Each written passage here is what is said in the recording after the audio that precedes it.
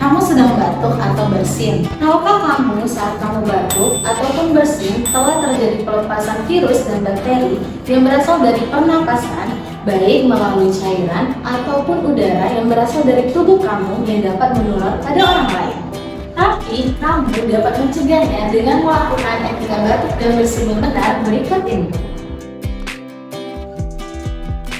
Saat kamu batuk ataupun bersin, jangan lupa untuk selalu menggunakan tisu atau sapu tangan untuk menutup mulut dan hidung kamu. Buanglah tisu yang telah kamu gunakan ke dalam tempat sampah. Jika tidak ada tisu ataupun sapu tangan, kamu bisa menggunakan lengan bagian dalam kamu seperti ini.